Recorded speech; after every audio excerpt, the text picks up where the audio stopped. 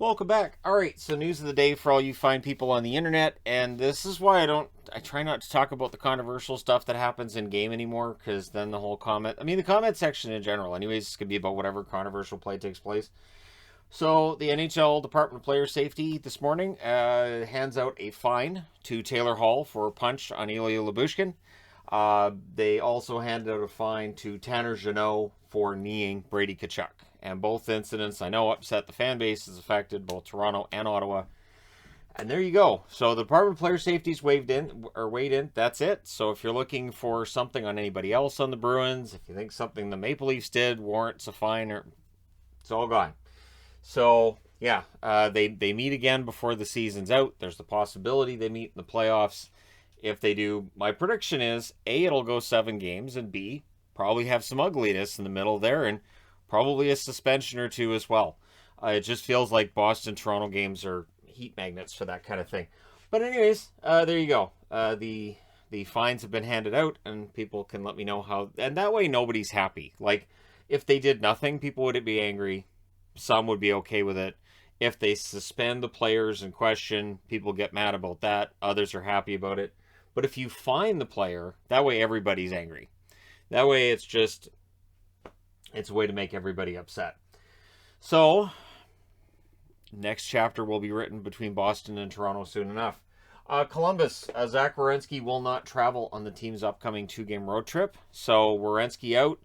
And again, we're close enough to the end of the season that you have to ask yourself, with teams that are outside the playoff picture, how many guys miss games that they would play if they were in a playoff picture, where a team says, you know what, we'll just let you rest and heal up, whereas they might say, can you fight through this? So hopefully Werenski's okay. Hopefully this is more of a precautionary thing than anything else.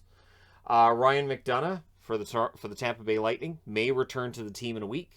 They do miss him when he's out there. They got a big win last night over Carolina, though, and defensively they played very well against Carolina, too. So McDonough's got time because Tampa Bay has got a lot of depth back there, too. So all the best to McDonough on his recovery.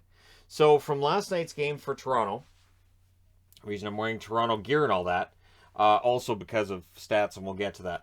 Mrazek, the timeline for him at this stage is unknown as to how long he's going to be out. And there's no word yet on when Jack Campbell's going to return. So that means Shalgren probably becomes the main goaltender, and then you got to call somebody up from the minors, and we'll see who they'd call up and what happens there. As for Lyubushkin and Hall, who did not finish last night's game, their status is also unknown. It's not that strange to see a team down a defenseman during a game, down a couple of defensemen maybe by the time you get to that third period, as it was the case with Toronto. So we'll see how long they miss, or if they miss any further games beyond, missing the last part of last night's game. Toronto, I believe, plays tomorrow, so we'll see if they're in the lineup then. This is where, and again, good news for Toronto, by picking up Giordano, I think they're in a better position to absorb these losses now than I think they were before the deadline. And so, if you end up having to have Giordano in a more prominent role, I think he can handle that over a shorter period of time. If it's going to be a longer period of time, we'll see what happens. But I think Toronto's in a good position to absorb those losses. They got a big win last night behind the big win they also got over Florida. So things seem to be starting to roll in the right direction for Toronto. And maybe coming out of these injuries, they'll feel stronger, all that other wonderful stuff. And yeah, so hopefully they're not out that long. Goligoski has signed an extension with the Minnesota Wild, announced today. It's for 2 years, $2 million cap hit. So that's a very reasonable cap hit. Clearly, Goligoski's happy in Minnesota. Minnesota's glad to have him there. Depth on the blue line is very important. With a $2 million cap hit, that's a lower cap hit than what he's making now.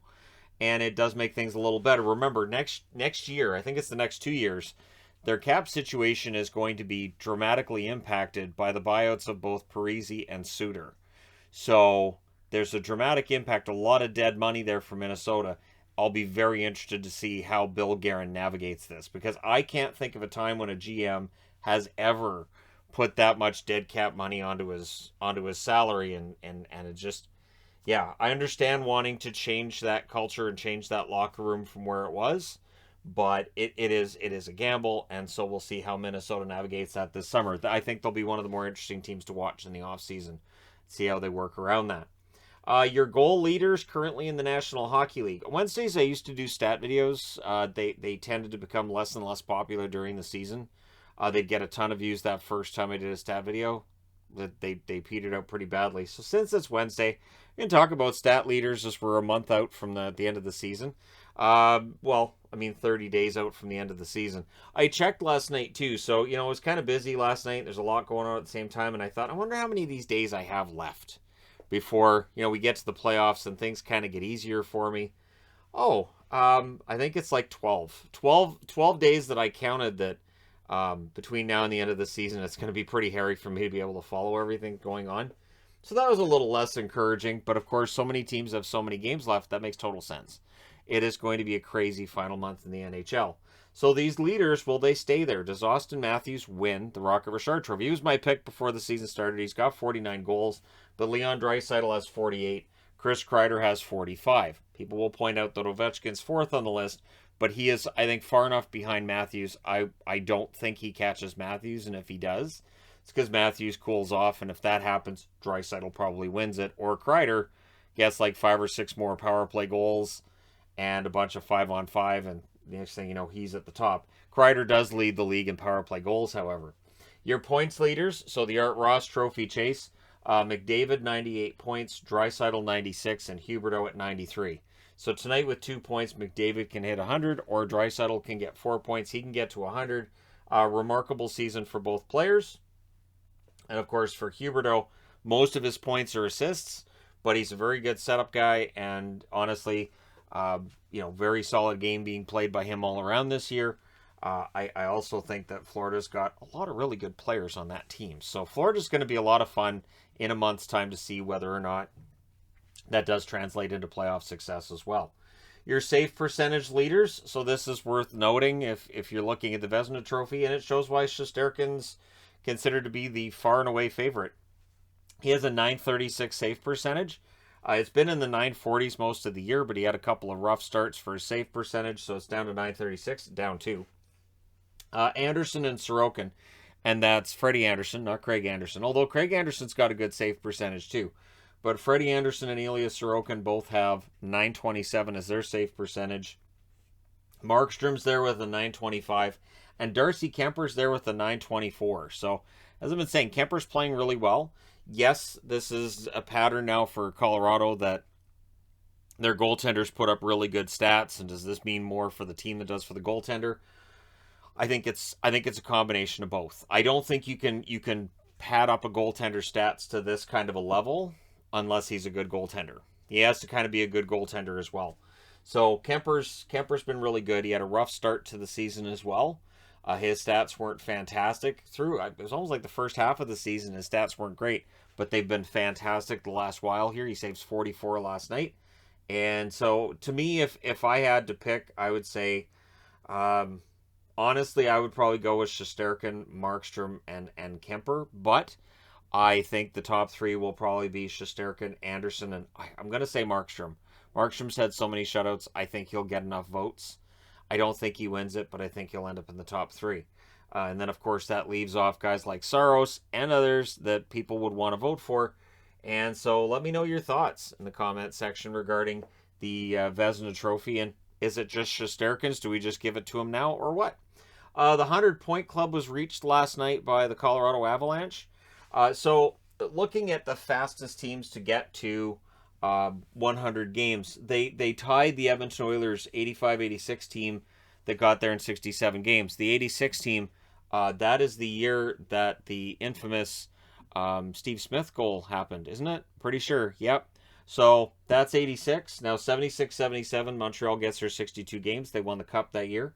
2018-2019, Tampa Bay gets there in 63 games. The 2019 playoffs for Tampa, not great. I actually have some 2019 Tampa Bay Lightning playoff swag because I find it humorous on some level. I also have 2020 and 2021 Stanley Cup winning stuff for Tampa just to offset the 2019 playoff run they had, if you want to call it that. More of a faceplant than a run, but you can start to run and then faceplant. 77-78, the Montreal Canadiens get there in 63 games. The mid-70s Montreal Canadiens might be the best team ever assembled. So they did win the cup that year as well. 95, 96, the Detroit Red Wings get there in 64 games. Of course, that's the year that the Colorado Avalanche end up winning the Stanley Cup. And the Detroit rivalry begins out of that. The 2015-2016 Washington Capitals get there in 65 games. They didn't win the cup that year. 2001-2002 Detroit, 65 games. Very successful year that year for Detroit. So that bodes well, I guess. 79-80, the Philadelphia Flyers get there in 65 games. And of course, they get close. They were a favorite, and then the Islanders start their dynasty instead. So, and there was some controversy in that 1980 Stanley Cup final as well. But it's so far out from that year that people may not realize that there was a lot of controversy with one goal that appeared to be offside. But anyways, there you go. Those are the teams that got there faster, or in the case of the 85-86 Oilers, as fast as Colorado Avalanche have. And it's a mixed bag of success or not success. So let me know what you think's going to happen with Colorado based on this level of success. And of course, the President's Trophy curse will be discussed ad nauseum. I expect to be doing a video on the President's Trophy curse again at some point soon, because if Colorado doesn't win the Stanley Cup this year, it will be discussed again. Let me know your thoughts in the comment section below as always. Don't forget to hit like and subscribe if you're browsing your way through, you just happened upon this video.